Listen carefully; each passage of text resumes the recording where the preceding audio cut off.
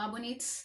Dando continuidade ao nosso Poesia no Abrigo, leituras de trechos de obras que estão na lista de vestibulares. Hoje nós vamos ler um poema de um poeta que está na lista da FUVEST, o poeta barroco do século XVII. O nome dele é Gregório de Matos Guerra, mais conhecido pela alcunha de Boca do Inferno. O livro que está na lista da FUVEST é um livro com uma seleção de poemas e prefácio organizados pelo professor José Miguel Wisnik, e o nome do livro é Poemas Escolhidos. Por isso que, para quem é vestibuleiro, é interessante ler uma edição organizada pelo professor Miguel Wisnik. O poema que eu selecionei está numa parte do livro chamada de poesia satírica. Na verdade, o livro é organizado em três partes. A primeira parte é a poesia de circunstância, que tem a poesia, a subdivisão de poesia encomiástica, que é uma poesia elogiosa destinada a alguma figura normalmente pública. A poesia satírica, em que ele vai fazer crítica a vários segmentos sociais. Então a gente tem três partes. A primeira é essa de circunstância, organizada, né, nessas duas subdivisões. A outra é a poesia amorosa e a última é a poesia religiosa. Então o poema que eu vou ler hoje é um poema da poesia satírica, que está dentro dessa primeira parte do livro. O nome do poema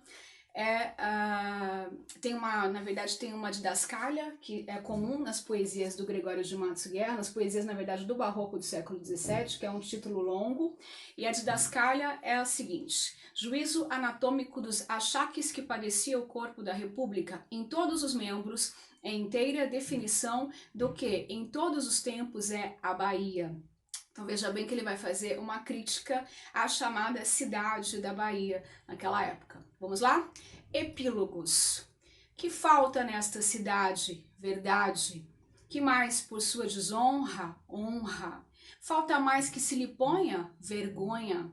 O demo a viver se exponha, por mais que a fama exalta, numa cidade onde falta verdade, honra, vergonha.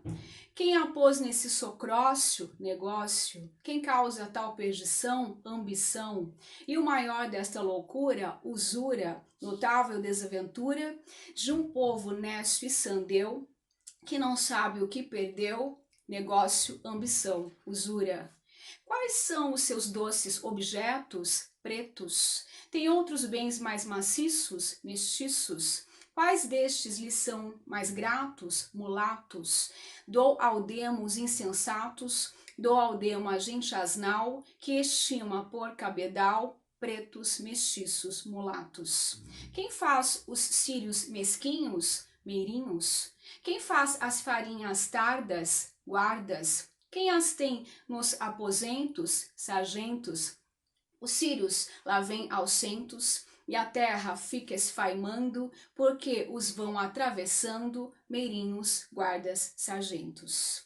E que a justiça resguarda, bastarda, é grátis distribuída, vendida, que tem que a todos assusta, injusta, valha-nos Deus o que custa, o que é o rei nos dá de graça, que anda a justiça na praça, bastarda, vendida, injusta.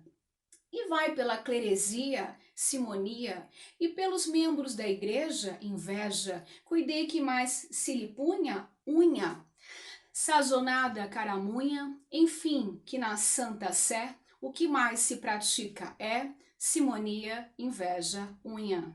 E nos frades há manqueiras, freiras, em que ocupam os serões, sermões, não se ocupam em disputas, putas, com palavras dissolutas, me concluís, na verdade, que as lidas todas de um frade são freiras, sermões e putas. O açúcar já se acabou? Baixou. E o dinheiro se extinguiu? Subiu. Logo já convalesceu? Morreu. A Bahia aconteceu, o que a um doente acontece, cai na cama, o mal lhe cresce, baixou, subiu e morreu.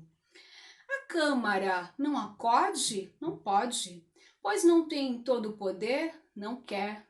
É que o governo a convence? Não vence. Quem haverá que tal pense que uma Câmara tão nobre, por ver-se mísera e pobre, não pode, não quer, não vence.